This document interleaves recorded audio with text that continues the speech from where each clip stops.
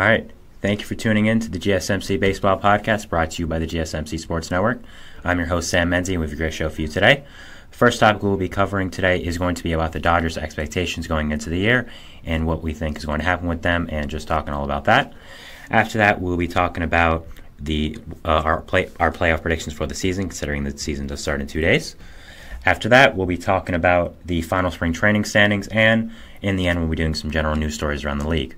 But we're going to get into our show today, and we actually have a special guest joining us, so that is exciting. So here he is. Please welcome Eric from the GSMC Wrestling Gloria podcast. Eric, how you doing today?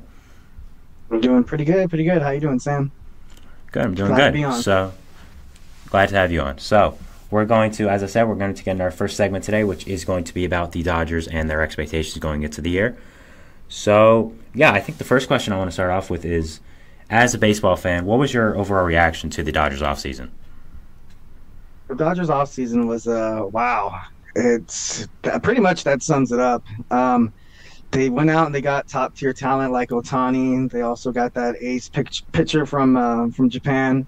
So I think his name's Yoshinobu Yamamoto. Yamamoto. Yamamoto.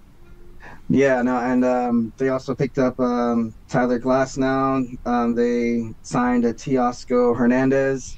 So they're gearing up for kind of, in my opinion, like a make-it-or-break-it kind of season. Yeah, I definitely agree with that. I think I knew the Dodgers were going to have a big offseason. I kind of expected them to sign Ohtani. I think a lot of fans did. But them signing Ohtani, then also trading for Tyler Glasnow, signing Yoshinobu Yamamoto, $300 million, signing Teoscar Hernandez, even other guys like James Paxton. That I didn't expect. I didn't think at all they would have the monstrous offseason that they did. I thought they'd have a really good one, but they signed all this talent, and that was just real. Like you said, it's just wow. It's really shocking, and I really did not expect that. What was your reaction to seeing them getting all this talent overall?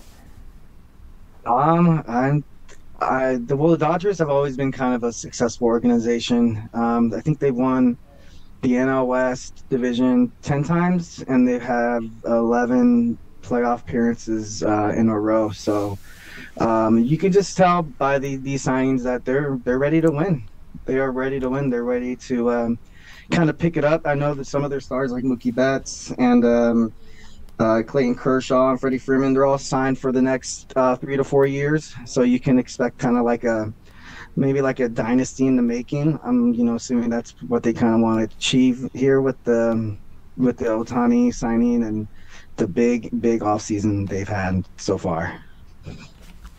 Yeah, definitely. So going into that, just as we've known, the Dodgers the past few seasons have not had the most success in the playoffs. They got eliminated in the first round last year before that. They did win it in 2020, but since then it's kind of been pretty embarrassing for them in the playoffs. So what do you think they have to do to get over that hump and be successful in the playoffs for the first time in a little while? I think to get over it is to kind of just continue to be healthy. I know two of the top pitchers, I think it was Walker Buehler and one other pitcher. I think he got injured right before the playoffs, and I think obviously they need effective starting pitching, and of course they need to not dim when it comes to playing under the bright lights, because getting swept by the Arizona Diamondbacks last season was absolutely just dreadful. That was crazy. I'm around the LA area. And as an Angels fan, even I thought that hurt a little bit. I was like, oh, my God, that kind of sucks. So definitely continue to be poised. Just continue playing good baseball, especially in October. And then, just kind of keep your head up. You obviously have a bunch of firepower, a bunch of stars that are going to be very pivotal in the pitching rotation, in the offense. And just, I don't know, I think you have a lot of talent there. It'd be silly kind of not to take that plunge toward superstardom within the organization. Yeah, I completely agree. I think really the big problem with them has been the starting pitching. Of course, getting swept by the Diamondbacks, it was pretty embarrassing. I don't think really anyone expected that.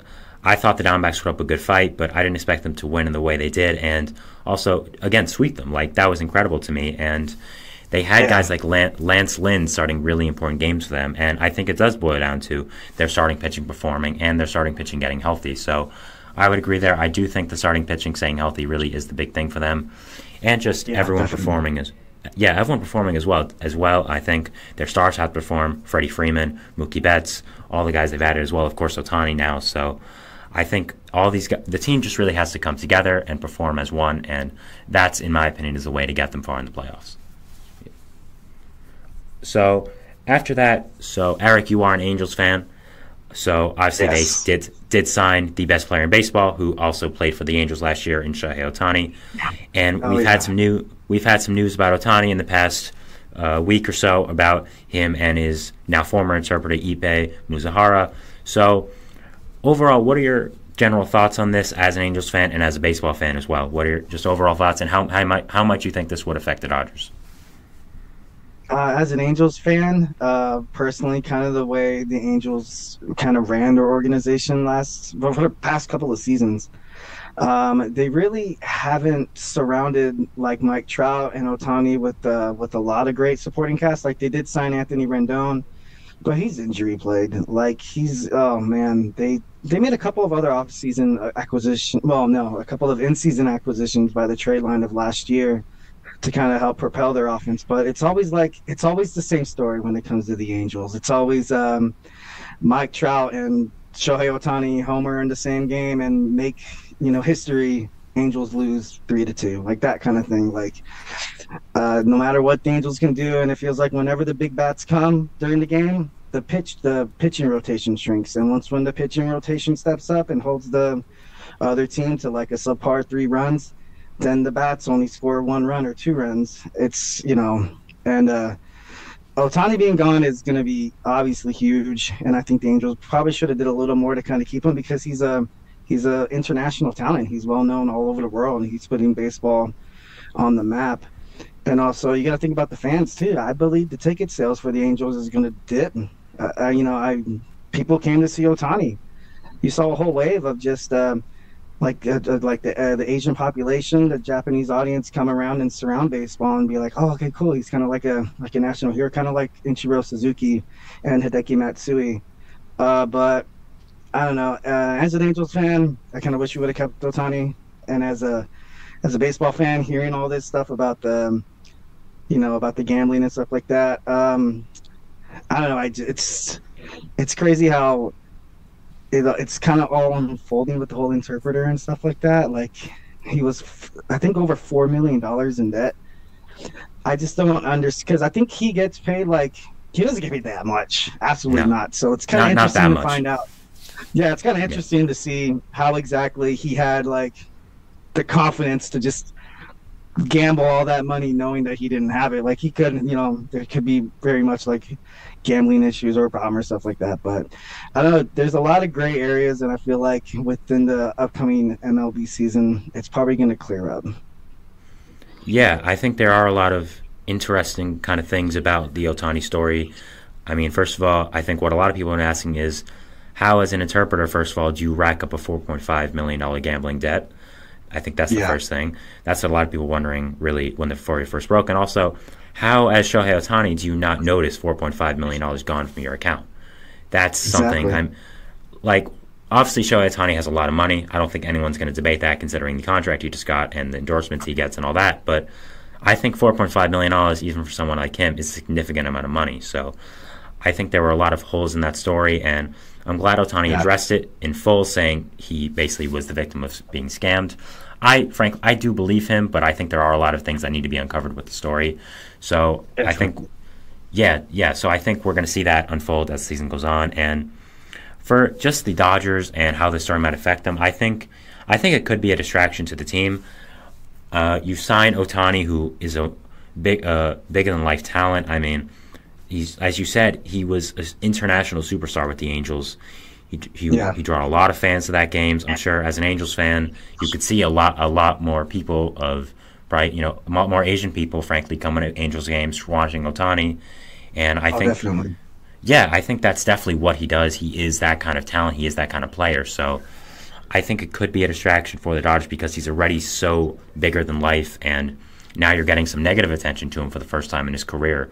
We'll see how that affects him. We'll see how that affects the team. So I think it's definitely going to be interesting to watch, and it's going to be, I think, just interesting to see how the story unfolds, and if we get more news and stuff about Ohtani and his interpreter. Yeah, of course, absolutely. Yeah, so now for the Dodgers, they did sign Yoshinobu Yamamoto to a huge contract for $300 million in the offseason. Now, just as a baseball fan, I was wondering, what are your thoughts on the Dodgers giving someone that contract that big who hasn't played in the MLB ever in his career? I would say like I said earlier, I think the Dodgers are trying to make that push for a dynasty. And I think the pitcher is only like 25 years old, but they gave him a whopping contract, which was crazy. It seems like sports is doing that a lot nowadays, like in the NFL, NBA. Like it seems like a lot of players are getting paid, but hasn't really kind of like proved their services. You know what I mean? Like I know, obviously, like if you watch the World Baseball Classic, you see, the team of Japan, like they're always doing, they have great talent out there. They're doing good. But the MLB is, you have the best baseball players from growing all around the world. I would say a couple years, not a couple years, like probably like less than a decade. Less than a decade, there has been more and more just these over the seas baseball players coming over to the States to showcase their talent. And of course, you have a lot from South America and the Dominican Republic, and it's nice to see baseball become more of a diverse sport, which I think is especially, it's what baseball needs. They have a grueling 162 game season, and trying to keep the fans hooked every day, like watching all those games, it's going to be hard. So kind of having like that aspect of diversity, kind of like how soccer does it, how it's like all over the world, and during the World Cup everybody like plays against each other, but there's like little mini tournaments and stuff like that. That's essentially what the MLB season is. And obviously, like what we talked about, the Dodgers, like you can play good, you can play amazing all season long. From the last 5 years, 4 times the Dodgers broke over 100 games in the win column. So I don't know, I think it's good for baseball to include more of different cultures and stuff like that. Oh, yeah, I completely agree. I think, baseball has been a sport with a lot of Korean players, a lot of Japanese players, and I think we're seeing that a lot more now. And specifically with Yamamoto, he was incredible in Japan. He was one of the greatest pitchers of all time in the NPB, where the Japanese league. So I was a fan of them giving the big contract. The Mets were involved heavily, which is my favorite team, and I was a big fan if they were to give him that contract as well. So, yeah, I definitely think it was a good contract by the Dodgers, and like you said, they're trying to build a dynasty. And when you build a dynasty, specifically what you want is younger players. And the fact that Yamamoto is 25 is really incredible. You're able to get a 25-year-old amazing starting pitcher on the free agent market. That never happened. So I was a big fan of this contract for them, and I think it's a positive for them in a lot more ways than one, including what you talked about, which were the international effects of signing more Japanese players. Already you have Ohtani, and already you've had a lot of international players. You've had a player like Fernando Valenzuela, who back in the day transcended his whole country. So I think the Dodgers are known for that, and I definitely think it was a great signing by them in more ways than one, both on the field and off. Absolutely, 100%. All right, so that was our first segment here. We talked about the Dodgers and the big expectations going into the year.